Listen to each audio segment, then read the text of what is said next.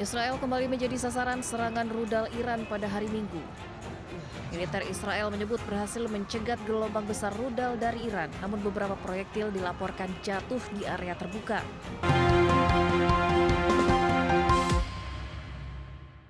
Pemirsa, perang di Timur Tengah semakin memanas. Israel kembali menjadi sasaran rudal Iran. Minggu pagi rudal Iran menghantam kota Ramla dekat bandara Tel Aviv.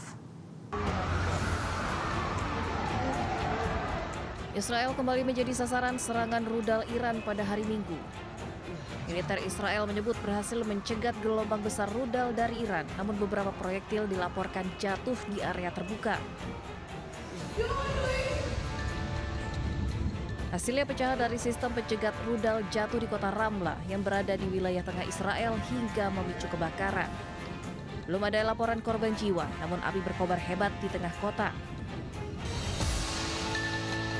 Dampak dari kota Ramla yang terbakar membuat bandara di Ben Gurion tutup. Sirine peringatan bahaya juga terdengar di tiap sudut bandara yang kosong, tak ada satupun penumpang.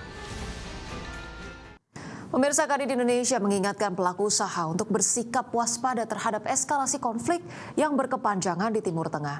Kadin menyarankan pelaku usaha untuk segera melakukan langkah efisiensi guna menekan biaya-biaya operasional yang kini sulit dikendalikan.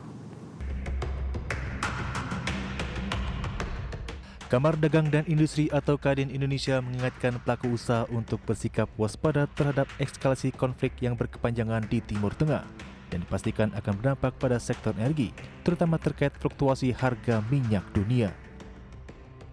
Menanggapi situasi tersebut, Ketua Umum Kadin Indonesia Anindya Novian Bakri menyarankan pelaku usaha untuk segera melakukan langkah efisiensi guna menekan biaya-biaya operasional yang kini sulit dikendalikan. Tak hanya itu, Kadin juga berencana melakukan tinjauan ulang terkait outlook perekonomian dalam waktu dekat, mengingat gangguan geopolitik saat ini tidak bisa dianggap sebagai fenomena sesaat. Kita mesti hitung baik-baik, tapi memang mau tidak mau di dunia usaha mesti melakukan efisiensi. Ya, karena tentunya ada biaya-biaya yang tidak bisa dikendalikan. Ya kan? Dan yang kedua, ya kita juga mesti berpikir bagaimana bekerjasama dengan pemerintah untuk memikirkan program-program prioritas mana yang kita mau dorong supaya efek putarnya itu cepat. Ya. Terkait gangguan pada arus perdagangan, Anindya mengakui meski laporan spesifik mengenai hambatan ekspor belum difinalisasi, keluhan mengenai rantai pasok sudah mulai bermunculan. Bahkan beberapa perusahaan terpaksa mengambil langkah force majeure akibat terputusnya distribusi bahan baku atau logistik. Dari Jakarta, Tim Liputan ID Action.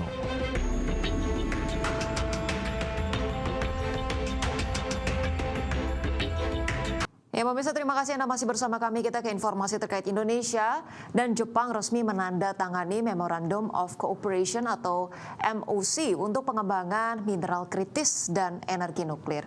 Kerjasama strategi ini untuk memperkuat rantai pasok energi dan teknologi bersih di kawasan Asia Pasifik. Indonesia dan Jepang sepakat memperkuat rantai pasok energi dan mendukung pengembangan teknologi energi masa depan di kawasan Asia Pasifik. Kerjasama ini khususnya terkait mineral kritis dan energi nuklir. Hal ini ditandai dengan penandatanganan Memorandum of Cooperation atau MOC yang dilaksanakan dalam rangkaian Indo-Pacific Energy Security Ministerial and Business Forum di Tokyo, Jepang.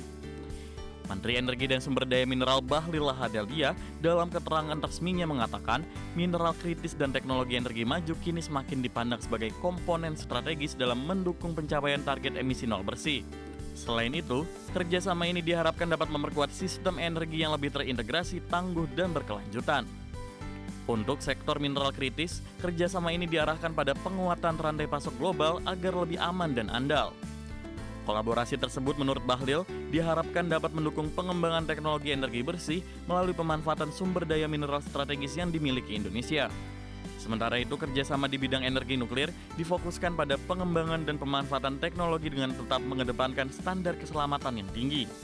Melalui kerjasama ini, Indonesia berpeluang memanfaatkan pengalaman dan teknologi Jepang dalam pengembangan solusi energi rendah karbon.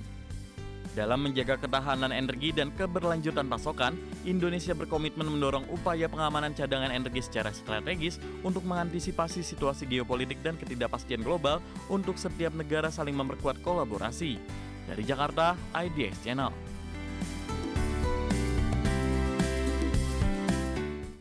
Ya, selanjutnya pemirsa, Menteri Koordinator Bidang Politik dan Keamanan Jamari Chaniago meninjau langsung kesiapan arus mudik di Terminal Kampung Rambutan, Jakarta Timur. Dalam pantauannya, persiapan angkutan mudik tahun ini dinilai sudah sangat memadai karena perencanaan telah dilakukan sejak awal bulan Ramadan. Dengan didampingi Kepala Terminal Kampung Rambutan, Menko Polhukam Jamari mengecek kesiapan fasilitas posko pelayanan dan keamanan. Selain meninjau posko pelayanan dan keamanan, Jamari Chaniago juga menyapa sejumlah pemudik yang sedang menunggu keberangkatan bus di area terminal. Menko Polhukam menyebut berdasarkan hasil pemantauan, persiapan angkutan mudik tahun ini dinilai sudah sangat memadai karena perencanaan telah dilakukan sejak awal bulan Ramadan. Menko Polhukam menambahkan sejumlah perbaikan pelayanan terus dilakukan setiap tahun termasuk dalam sistem pemesanan tiket dan peningkatan pelayanan bus antar kota.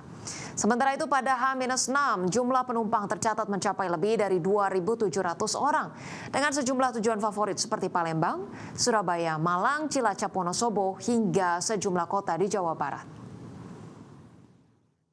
Saya berkeinginan untuk memeriksa kesiapan kita. Dari sejak perencanaan kami sudah memonitor semua. Sudah dari sejak awal bulan puasa kita sudah merencanakannya. Tapi saya ini pelaksanaannya kami lihat sekarang dan nyatanya memang sudah memadai, sangat memadai. Perubahan tentu banyak perubahan yang dilakukan. Karena pertama pemimpinnya sudah ganti, kemudian cara memesan tiketnya juga sudah ada perbaikan. Pelayanan tentang bis segala macam itu tadi saya tanya sudah siap semua. Ya tinggal sekarang hanya doa kepada Allah Subhanahu wa taala.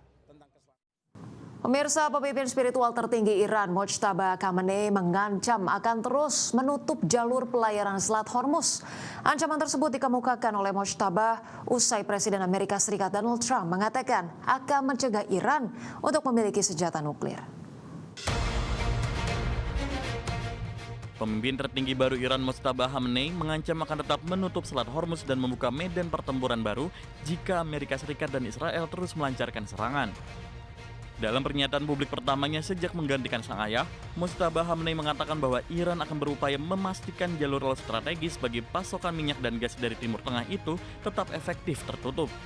Langkah ini mempertahankan tekanan terhadap pasokan energi yang telah memicu lonjakan harga komoditas energi global. Pernyataan yang dipublikasikan oleh media pemerintah Iran pada Kamis pekan lalu itu muncul usai Presiden Amerika Serikat Donald Trump mengatakan bahwa mencegah Iran memiliki senjata nuklir dan menjadi ancaman bagi Timur Tengah jauh lebih penting baginya dibandingkan harga minyak. Sikap keras dari kedua pemimpin tersebut mengindikasikan bahwa perang di Timur Tengah belum menunjukkan tanda-tanda mereda setelah berlangsung selama 2 pekan.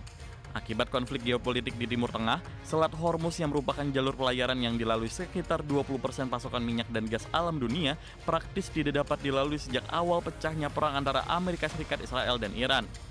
Hal itu menyebabkan negara-negara Timur Tengah seperti Arab Saudi, Irak, Kuwait, dan Uni Emirat Arab terpaksa mengurangi produksi minyak. Berbagai sumber IDX Channel.